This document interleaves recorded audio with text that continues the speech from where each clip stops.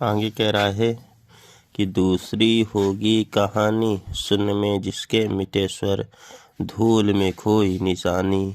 आज जिस पर प्रलय विस्मित मैं लगाती चल रही नित, मोतियों की हाटे और चिंगारियों का एक मेला, चिंगारियों का एक मेला।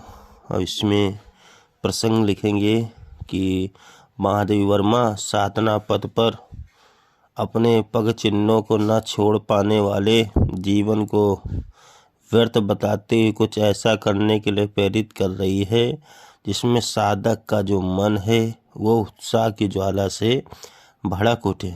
कह रही है कि वो कोई दूसरी कहानी होगी जिनके जीवन को प्राप्त किए बिना ही नायक के स्वर शांत हो जाते हैं।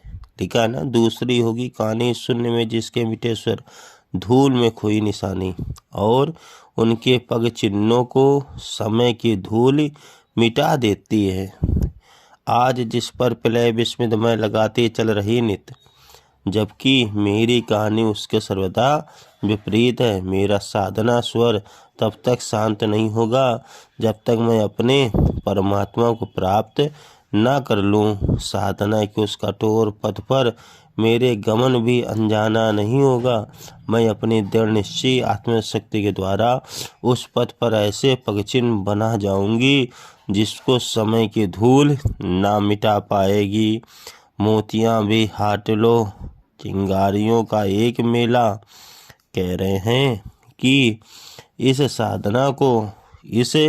साधना को अपने पथ पर कभी भी विचलित नहीं होने दूंगी। मैं अपने इस प्रीतम को प्राप्त करने का जो प्रयास है बराबर करती रहूंगी, यहाँ तक कि अश्रुरूपी मोतियों खजाना लुटाने के लिए भी उसकी हाट लगाती चल रही हूँ। मेरे आंसू रूपी मोतियों के उस मेले की चमक दूसरे साधकों के मनों में मेरे जैसे दृढ़ निश्चय की चिंगारियाँ भड़का देंगे। उसी साधना मार्ग पर अक्सर होकर के वो भी अपने दायित्व को या अपने लक्ष्य को प्राप्त करेंगे।